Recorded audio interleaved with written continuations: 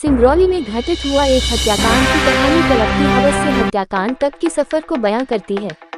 कैसे एक खुशहाल घर में आग लग गई और कैसे रंगीन सपनों के पीछे दबे पांव मौत घर के भीतर तक चली आई। दिन का वक्त था, मौसम में गुनगुनी ठंड अब भी थी, लेकिन दिन की हवा अचानक उस समय गर्मा गई जब सिंगरौली जिले के सरई थाना प्रभारी मलखान सिंह को भरसेड़ी गांव में रहने वाले राजू साहू ने आकर अपने माता पिता, पत्नी सुनीता और 13 वर्षीय बेटी पूजा सहित घर के 4 सदस्यों की हत्या तथा लूट की जानकारी दी। एक ही परिवार के 4 लोगों की हत्या की बात सुनकर थाना प्रभारी ने तत्काल घटना की जानकारी एसपी इरशाद वली, अतिरिक्त पुलिस अधीक्षक संजीव सिन्हा तथा एसडीओपी पूर्वे को दी। राजू के घर के बाहर अच्छा खासा मजमा लगा था, जगह जगह फैला खून क्राइम सीन को खासा डरावना बना रहा था। कुछ देर बाद पुलिस अधिकारी भी मौके पर पहुंचे। घटनास्थल के निरीक्षण के बाद पुलिस अपने काम में लग गई। सबसे महत्वपूर्ण थी संदिग्ध जयभान सिंह की गिरफ्तारी, जिस पर राजू ने अपनी एफआईआर में शक व्यक्त किया था। कागजी कार्रवाई के बाद पुलिस ने चारों लाश पोस्टमार्टम के लिए भेज दी और मुखबिरों की एक टीम ने फरार हो चुके जयभान सिंह की गिरफ्तारी के लिए उसके गांव लामी में डेरा डाल लिया। पुलिस पर भी इस जघन्य हत्याकांड के आरोपियों को पकड़ने का दबाव बढ़ रहा था। एक दिन अचानक आधी रात को मुखबिर ने जयभान के घर पहुंचने की खबर पुलिस को दी।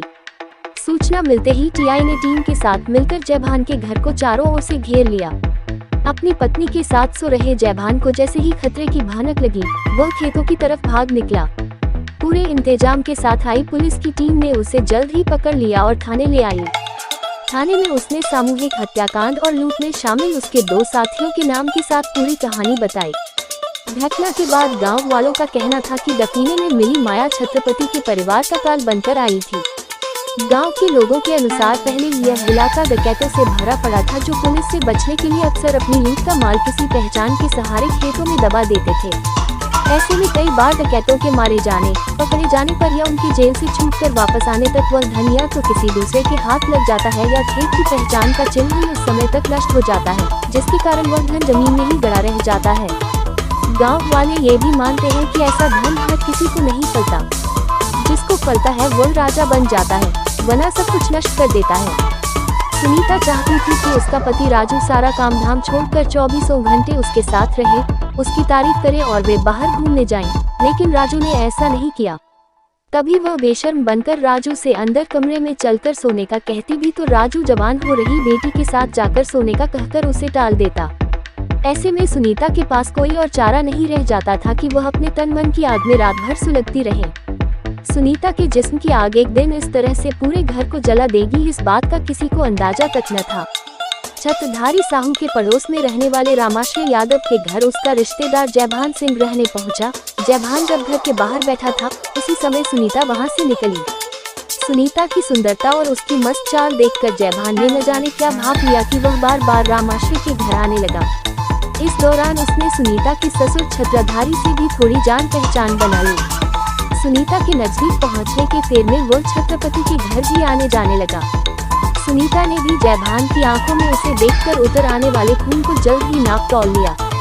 जयभान जिस रोज गांव में आता, सुनीता खूब सचती और बार बार बाहर आकर जयभान के मन में जल रही आग को हवा देकर अंदर चली जाती। सुनीता की हरकतों से जयभान को भी अंदाजा हो गया था कि सुनीता भी वही चाहती है जो उसके मन में है। एक दिन मौका देखकर वह दोपहर के समय सुनीता के घर में घुस गया। जयभान जब 1 घंटे बाद सुनीता के घर से बाहर निकला, तब उसके चेहरे पर संतोष के भाव थे, तो घर के अंदर बिस्तर पर लेटी सुनीता की गहरी गहरी सांसें भी कुछ और ही संकेत दे रही थी। इसके बाद तो अक्सर ही जयभान गांव में आता और मौका देखकर सुनीता के घर उससे मिलने चला जाता।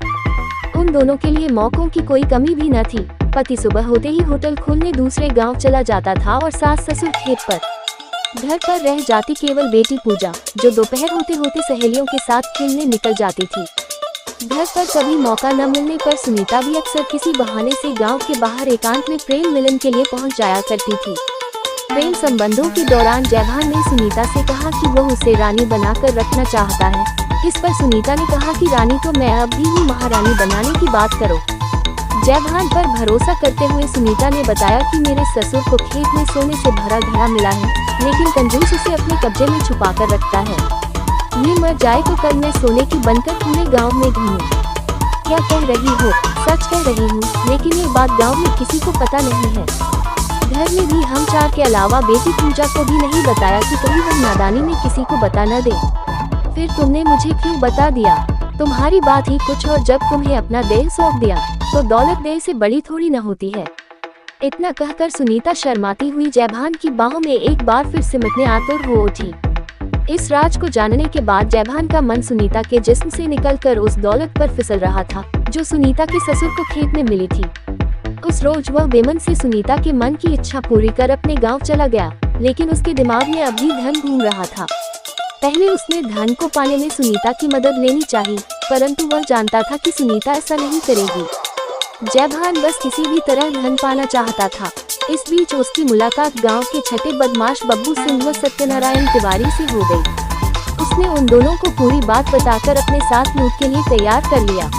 प्लान के तहत तीनों भरखेड़ी रेलवे स्टेशन के पास मिले और अपने साथ धारदार हथियार लेकर छत्रधारी साहू के घर पहुंच गए। अंदर घुसते ही आंगन में उनको छत्रधारी मिला, जिससे जयभान ने सोने के घड़े के बारे में पूछा तो उसने इस बात से इनकार किया। अपनी प्रेमिका की बात पर विश्वास करते हुए जयभान ने उसके साथ मारपीट शुरू कर दी। उसी वक्त सुनीता की सास वहां आ गई और शोर मचाने लगी।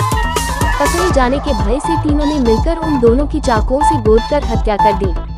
दोनों को मारने के बाद अब वे तीनों सुनीता की तरफ बढ़े। ये देखकर सुनीता ने अपने बचाव में उन तीनों पर हमला भी किया। इस बीच बब्बू व सत्यनारायण ने उसे पकड़कर काबू में कर लिया और उससे पूछताछ करने लगे।